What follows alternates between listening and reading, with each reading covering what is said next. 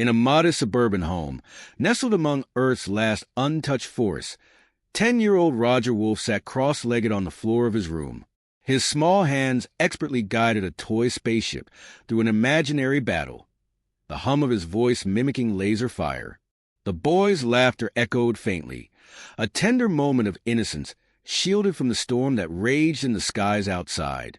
Unseen by him, the storm carried more than just wind and rain. 3 figures slipped silently through the dense undergrowth surrounding the house. Their movements were unnaturally fluid, their elongated limbs bending at impossible angles as they navigated the terrain with surgical precision.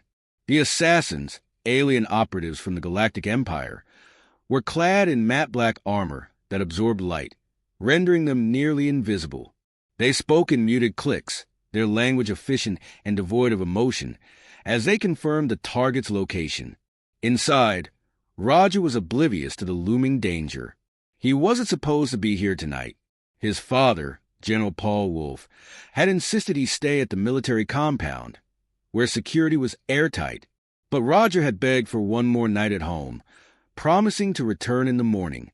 His mother's absence, a casualty of a war too vast to comprehend, had left the house eerily quiet in recent years.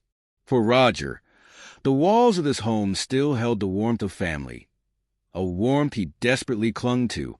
Outside, the assassins reached the perimeter. A security drone hovered nearby, its faint blue light sweeping through the foliage. One of the aliens raised a 3-pronged device, its tip glowing a sickly green. The device emitted a pulse, and the drone's light flickered, then died. Roger froze mid-flight, the toy spaceship dropping from his hand. Something was wrong. He couldn't explain it, but the air felt heavier, the quiet too profound. He glanced toward the window, rain streaking down the glass like frantic fingers. Dad would have told me to trust my gut, he whispered to himself, standing and clutching the toy like a talisman. The front door was breached with a soundless hiss, the locking mechanism overridden in seconds. The assassins entered, their tall frames blending with the shadows. One scanned the interior, a holographic display flickering across its visor. Roger's small silhouette appeared, outlined in glowing red. The leader raised a hand, signaling the other 2 to advance. They moved without hesitation, their footfalls lighter than a whisper. Upstairs, Roger's pulse quickened. He reached for his comm device on the nightstand and fumbled with it, his hands trembling. The line connected. "Dad," he whispered. Paul Wolf's voice came through, steady and calm, though it carried the fatigue of endless battles. "Roger? What's wrong?" I think someone's here." Paul's tone changed instantly, sharpening like a blade. "Listen to me carefully. Lock the door. Hide. Don't make a sound. I'm on my way." Roger nodded, though his father couldn't see him. He slid the comm into his pocket and crawled under the bed, his small frame shaking as he tried to steady his breathing. The toy spaceship lay forgotten on the floor, its silver paint catching a glint of lightning. The assassins reached the 2nd floor. Their advanced scanners identified the boy's position with chilling precision. One extended a clawed hand, gently pushing the door open. The room was dimly lit by the flicker of a bedside lamp, the soft glow casting long shadows. Under the bed, Roger watched their feet enter. His heart hammered in his chest, each beat echoing in his ears. He clenched his fists, his father's voice replaying in his mind. "Trust your gut. Be brave." The lead assassin crouched, peering under the bed. Its glowing eyes locked onto Roger's, and for a brief moment, time seemed to freeze. Suddenly, the comm in Roger's pocket chirped, breaking the silence. The alien lunged forward, dragging him out with terrifying ease. Roger screamed, kicking wildly, but it was futile against the creature's strength. In the distant skies, Paul's military transport tore through the storm. His knuckles were white as he gripped the controls, his mind racing. The location tracker on Roger's comm had gone static. "Hold on, Roger," he muttered, his voice a desperate plea. Back in the house, the aliens surrounded the boy.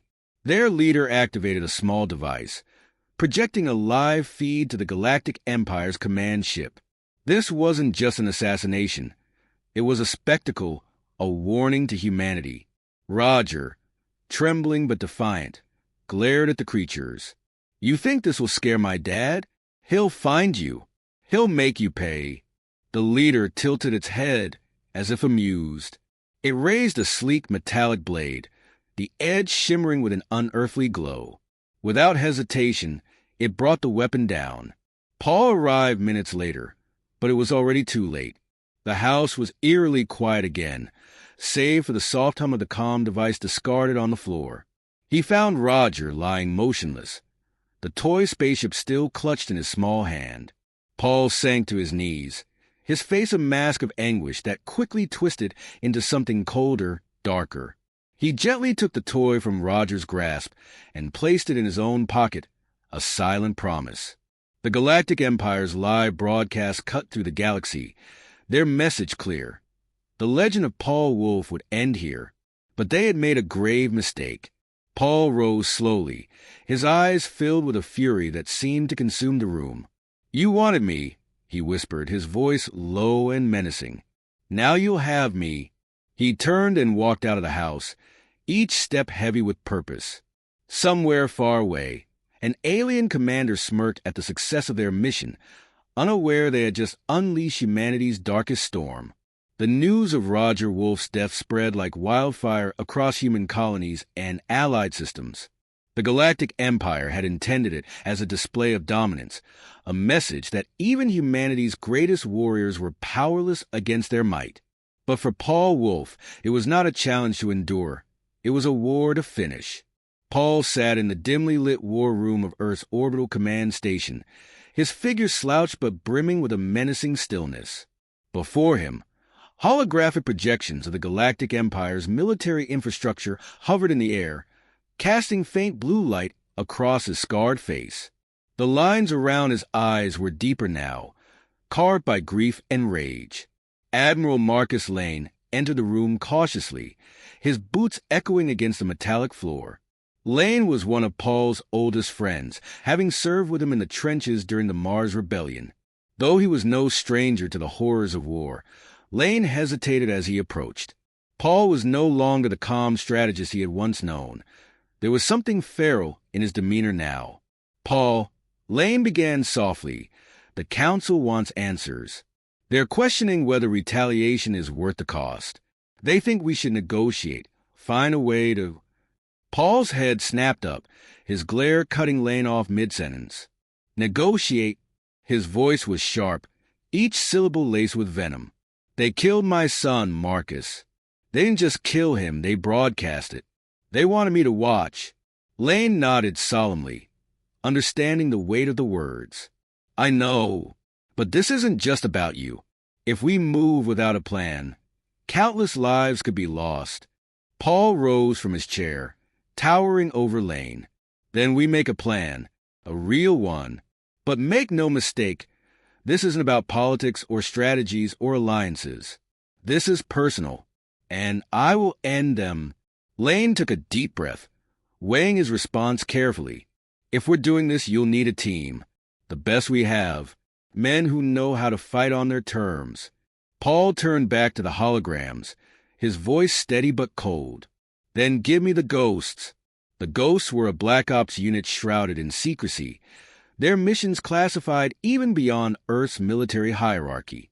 They were handpicked for their skills and ruthlessness, operating in the shadows where conventional forces couldn't tread. Assembling them meant unleashing the deadliest human soldiers in existence. Within hours, messages were sent, and the ghosts began to arrive. First was Sergeant James Hawk Hawkins, a sniper whose precision was legendary. He had been stationed on a desolate moon, hunting rogue insurgents when the call came. Next was Lieutenant Connor Anderson, a demolition expert with a penchant for chaos, followed by Corporal Samir Edge Malik, a close-quarters specialist known for turning even the smallest spaces into battlegrounds. The last to arrive was Captain Elijah Shade Quinn, a tactical genius who had fought alongside Paul in countless campaigns. Shade's presence was a calculated risk. He had retired years ago, disillusioned by the endless cycle of war. But when he stepped off the transport, his face hardened with purpose. Paul knew Shade had returned not for duty, but for vengeance. The team gathered in the briefing room, their faces lit by the faint glow of tactical screens. Paul stood at the head of the table, his gaze piercing each of them. "This isn't a mission," he began, his voice low but commanding. "This is a reckoning. The Galactic Empire thought they could kill my son and walk away unscathed. They think they know war, they don't. But they're about to learn."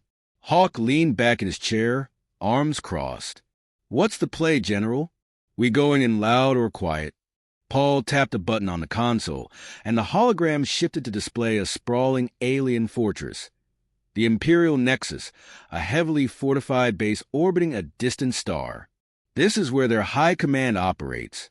If we hit them here, we cut the head off the snake. Shade studied the projection, his sharp mind already analyzing potential weaknesses. "That's a fortress, Paul. Even with the ghosts, getting in will be near impossible." Paul's lips curled into a grim smile. "That's why we're not going in to get out. We hit them, and we hit them hard. No retreat, no fallback. We leave nothing standing." Anderson let out a low whistle. "A suicide mission, then. I like it." Shade frowned. "This isn't about liking it. It's about survival. We need an entry point, intel on their defenses, and an exit plan, whether we use it or not." Paul nodded. "Agreed. That's why we're starting with the outposts. The Empire's communication relays are scattered across their outer colonies. We hit one, extract their data, and use it to map our assault." The room fell silent for a moment, each man processing the gravity of the task ahead. Finally, Ed spoke, his voice steady. "They'll come at us with everything they've got once we make our move. You ready for that, General?" Paul's eyes burned with a ferocity none of them had seen before. "Let them. They wanted war. We'll give them hell." The team spent the next several hours preparing, reviewing the intel Paul had already gathered and fine-tuning their equipment. Each ghost carried not just the weight of their mission, but also the knowledge that this battle was more than a tactical operation. It was a statement. Humanity would not kneel. Paul found himself alone later, standing on the observation deck overlooking Earth. The blue-green planet glowed softly in the distance, a fragile beacon in the void. He reached into his pocket and pulled out Roger's toy spaceship, its surface scratched but intact. "I'll make them pay, Roger," he whispered. "I promise." Behind him, the door hissed open. Shade stepped in, his expression unreadable. "You sure you're ready for this, Paul?" Paul turned, his face etched with resolve. "I've never been more ready. They took everything from me, Shade. Now I'll take everything from them." Shade nodded, his lips pressing into a thin line. "Then let's make it count." As they walked back toward the war room, the countdown to the first strike began. The ghosts would move at dawn, their target a remote Imperial outpost. It was a small step in the larger plan, but every journey began with a single step, and this one was paved with blood. The stealth ship, Phantom Blade, emerged from its warp corridor on the edge of the Imperial system. Cloaked in advanced invisibility technology, it drifted silently among the debris of forgotten battles. Inside, the team of ghosts prepared for what would be the most audacious assault of their careers. Paul stood near the command console, his expression unreadable as he surveyed the holographic display of their target, a sprawling Imperial outpost built into the rocky surface of a barren moon. This relay station served as the nexus for communications across the Empire's outer colonies. Its defenses were formidable. Automated turrets, drone patrols, and legions of alien soldiers. Shade moved beside Paul, his sharp eyes scanning the readouts. Standard defenses, but the drones are running on overlapping patrols. If we're not careful, we'll trip every alarm they have. Paul nodded, his voice low but firm. We won't have the luxury of caution once we're inside. This mission is about speed. We extract the intel and get out before they can react. Anderson smirked from his seat, adjusting the explosive strapped to his vest. Fast and loud. My kind of op. Hawk was less amused, checking the scope on his rifle. Loud gets us killed. We stick to the plan. Silent entry. Precise shots, no mistakes. Edge chimed in, his tone dry but confident. Relax, Hawk. We're professionals. Nobody's dying today except them. Paul turned to the team, his gaze steady. This is the first strike.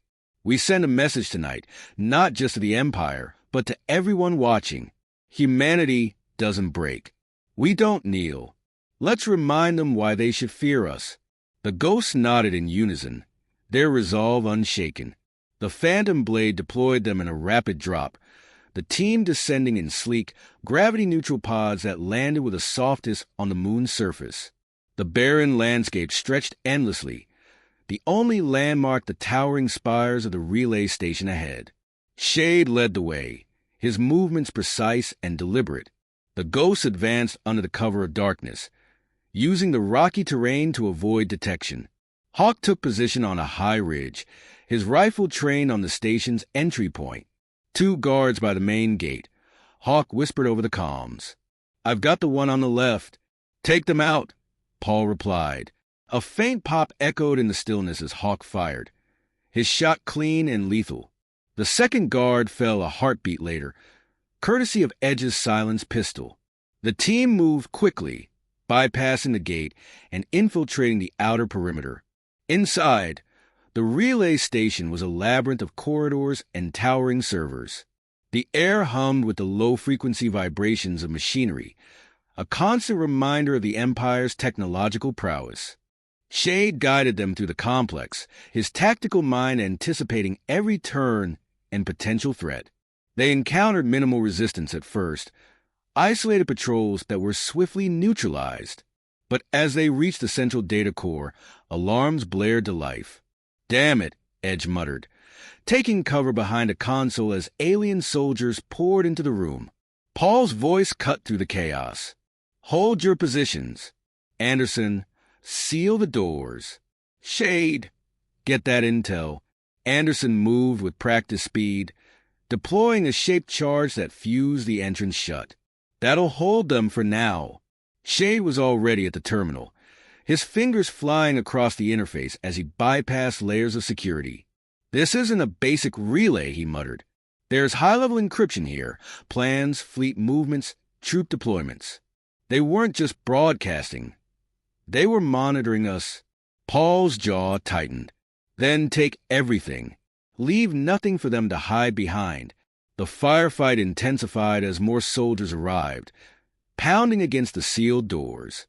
Hawk provided cover fire from an elevated position, his shots picking off enemies with surgical precision. Edge and Anderson held the line, their movements fluid and coordinated. Shade's voice cut through the comms. "Almost done.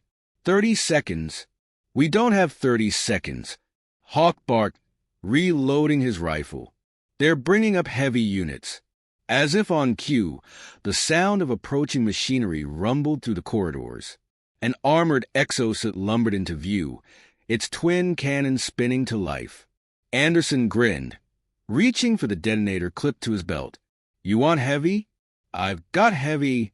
The explosion was deafening, the exosuit obliterated in a fiery blast that shook the room. But the parley was short-lived as the reinforced doors began to buckle under sustained assault. "Shade, we're out of time," Paul shouted. "Got it." Shade replied, yanking a data chip from the terminal. "Let's move." The team retreated, fighting their way back through the station. The corridors were a blur of motion and gunfire, every step a calculated risk. Paul led the charge, his pistol barking with precision as he cleared the path ahead. They reached the extraction point just as enemy reinforcements closed in. The Phantom Blade swooped low, its cloaking field flickering as it deployed a rescue cable. One by one, the ghosts latched on, ascending rapidly as the station erupted in chaos below. On board the ship, the team caught their breath, their faces slick with sweat and grime. Shade inserted the data chip into the console, the holograms flickering to life. "This is it," he said, his voice tinged with awe. Locations of every high-ranking Imperial officer, including the warlords responsible for Roger's death. Paul stared at the display, his expression grim but determined. "They wanted a war," he murmured. "Now they'll get one." As the phantom blade vanished into the void, the relay station detonated behind them, a fiery beacon that marked the beginning of humanity's vengeance. The Empire had no idea what was coming. The Imperial warship hung in the void like a predator, its spiked hull illuminated by the light of a distant star. Inside its fortified command center, Warlord Tobar Zorth reviewed reports from the recent attack on the relay station. His golden eyes narrowed at the mention of human involvement. The Empire had underestimated them once before, and Tobar was determined not to repeat that mistake. "Double the patrols around the high-value outposts," Tobar growled, his voice a low rumble. "Human defiance ends now." Unbeknownst to him, the Phantom Blade had already slipped past his fleet, its cloaking systems rendering it invisible. Inside, Paul and his ghost prepared for the final strike. The stolen data from the relay station had pinpointed Tobar's location, aboard his flagship, the Zephyr's Wrath, at the heart of an Imperial stronghold. Paul stood in the dimly lit briefing room, his gaze steady as he addressed his team. "This is it. Tobar Zorth is the architect of countless atrocities, including Roger's murder. He thought he could break us, but tonight we show him the cost of underestimating humanity." Anderson's grin was razor-sharp. "We're not just sending a message this time. We're signing it in blood." Shade adjusted his tactical visor, his voice calm but firm. "The intel suggests Tobar will have a personal guard of elite warriors. We'll need precision and speed to get to him before reinforcements arrive." Hawk chambered a round in his rifle, his eyes cold and focused. "Precision and speed are what we do. Let's make this count." Edge leaned against the wall, his tone laced with quiet confidence. "We've come too far to fail now. Tobar dies tonight." The Phantom Blade maneuvered into position, deploying the ghosts in a covert insertion. They breached the flagship's outer hull through a maintenance shaft, their movement silent and efficient. Inside, the corridors were eerily quiet, the air heavy with the hum of the ship's power core. Shade led the way, his advanced scanner mapping the labyrinthine interior. The ghosts moved as a unit, their synchronization a testament to years of training and trust. They encountered resistance in the form of patrolling guards, but each confrontation was swift and lethal. Paul's mind was a storm of focus and fury. Every step brought him closer to the man who had torn his life apart, and the weight of that moment pressed on his shoulders. He didn't speak much, but his resolve was palpable, fueling the team's determination. As they approached the command center, the resistance intensified. Tobar's elite warriors were as formidable as expected, their armor gleaming and their weapons crackling with energy. The clash was brutal and chaotic, the ghosts using every ounce of their skill and ingenuity to overcome the odds. Anderson hurled a grenade into a cluster of advancing soldiers, the explosion sending shockwaves through the corridor. Edge darted forward, dispatching a stunned warrior with a precise blade strike. Hawk provided cover from the rear, his shots unerringly finding their marks. Shade hacked into the ship's security systems, sealing off access points to buy them precious seconds. "Paul, we're almost there. Tobar's just ahead." Paul didn't respond. His eyes were locked on the massive doors at the end of the corridor. With a nod to Anderson, he signaled for the breach. The explosion that followed was deafening, the doors reduced to molten slag. Inside, Tobar Zorth stood waiting, his imposing figure framed by the glow of holographic displays. His golden eyes burned with contempt as he regarded the intruders. "You dare to challenge the Empire?" Tobar snarled, his voice resonating with power. "You are insects beneath my feet." Paul stepped forward, his pistol aimed squarely at Tobar. "You murdered my son," he said, his voice low and steady. "Now you pay the price." Tobar laughed, a guttural sound that echoed through the chamber. "Your kind is weak, General. You cling to your emotions, your pathetic notions of justice. It will be your undoing. The battle that erupted was a whirlwind of chaos and fury. Tobar was no ordinary opponent. His movements were lightning fast, his strikes devastating. He wielded a massive energy blade with precision, forcing Paul to rely on every ounce of his skill and experience. The ghosts fought alongside him, each playing a critical role in the confrontation. Shade disrupted Tobar's defenses with EMP blasts, while Hawk provided suppressing fire. Edge and Anderson engaged Tobar's remaining guards, their teamwork flawless. Paul and Tobar clashed in the center of the room, their duel a brutal dance of blades and gunfire. Tobar's taunts were met with Paul's unyielding silence, his determination shining through every parry and strike. Finally, with a calculated feint, Paul landed a devastating blow, his blade piercing Tobar's armor. The warlord staggered, his golden eyes wide with shock and fury. "You think this changes anything?" Tobar hissed, blood staining his lips. "The Empire will crush you." Paul stepped closer, his voice cold and resolute. "Not today." With a final strike, Tobar fell, his body crumpling to the floor. The chamber was silent, save for the ragged breaths of the ghosts. Shade moved to the command console, his hands flying over the controls. "I'm downloading their fleet's command codes and disabling their reinforcements. This should buy us the time we need to regroup." Paul stared down at Tobar's lifeless form, his expression a mix of triumph and sorrow. "It's done," he said quietly. Roger's death is avenged. As the ghosts made their escape, the flagship systems began to overload, a chain reaction set in motion by Shade sabotage.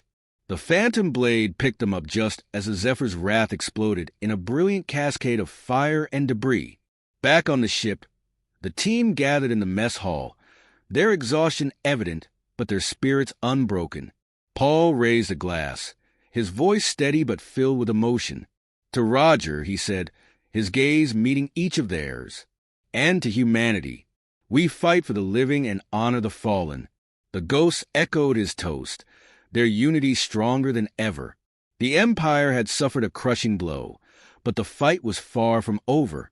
Paul knew this was only the beginning, but for the first time in a long while, hope burned brightly in his heart. The stars stretched endlessly before them, a reminder of the battles yet to come and the indomitable spirit of humanity.